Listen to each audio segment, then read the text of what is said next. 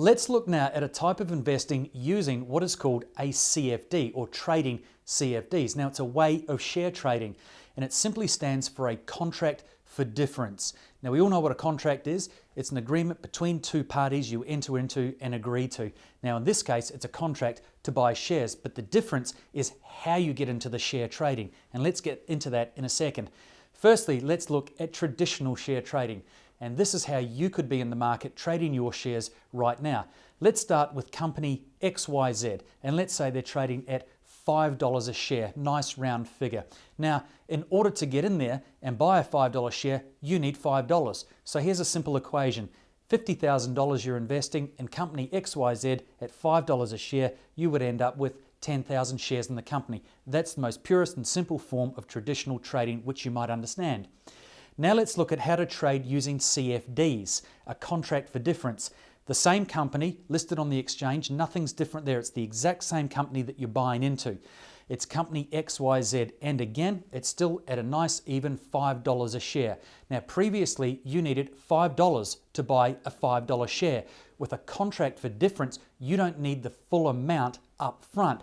For example, here, it's 1/10 or 10% of the total $5 in order to buy a $5 share. And that is the contract for difference. You need 50 cents in order to buy one share. So that's how you get into the market. Now, if you think about it, it's very similar to getting into the property market. It's hard to come up with the whole amount up front, but you can still be a player and get into the market with that 10%, almost like a deposit.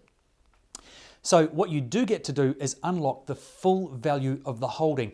If that $5 share in company XYZ went from $5 to $6, you get the full share price benefit, not just 10% of the increase, because the 10% is the only thing you required in the first place.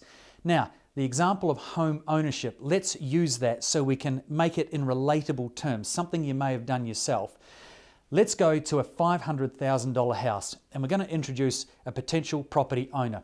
In this case, we've got Bob. Now, Bob is looking at this $500,000 house, and he is, let's call him a traditional shareholder for sake of this.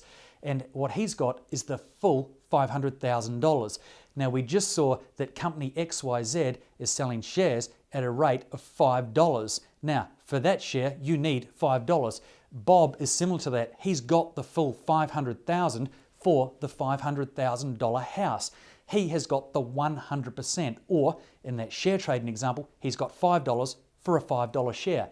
He now owns that house outright. He is freehold, a fantastic position to be in. Now, let's draw a little line here, and this is a fence, and over the fence, we've got another $500,000 house. We're going to introduce John into the property market. Now, John, similar to a CFD trader, doesn't have the full $500,000 up front, or that $5 for a $5 share, but he's not excluded from the market. He can still get in. Now, we know how it works with property.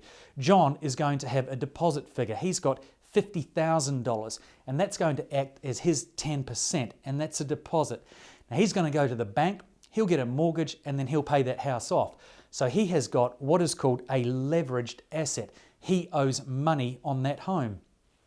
Now, the CFD only requires 10%. In this example, you can find leveraged CFDs with 20% requirement, or maybe 5%. But if you do your homework, you'll find that a CFD is often requiring a 10% upfront to get in the game and start owning and buying and trading those shares. Again, similar to buying the house, a 10% required, but you can still get into the market. You're not excluded. So it's a good way to get in if you don't have the full capital.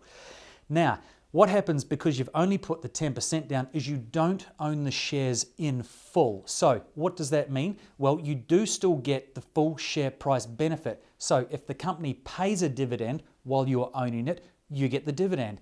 If the company is paying out also upon the end of your contract or the end of the shares, there's no franking credits, which means less is coming out of your investment, more on the bottom line for you, which is great. Now, because you don't own the shares in full, you don't get voting rights in that company. One potential downfall depending on how you see your ownership within a company. CFDs must be seen as potentially a high risk investment because they are leveraged.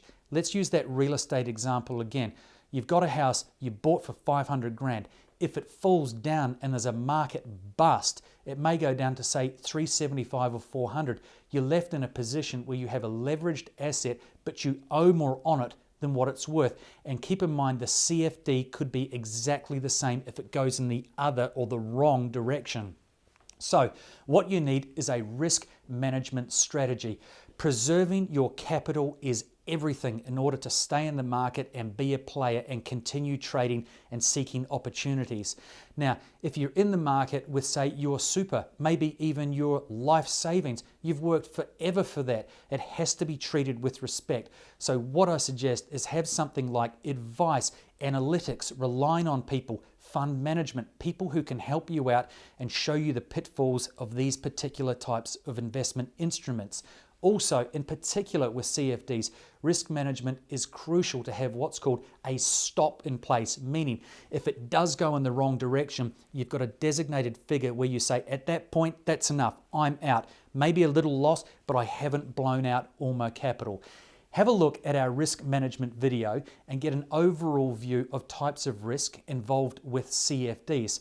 And from there, if you'd like to start trading using CFDs, contracts for difference, happy trading. As for now, thanks for watching.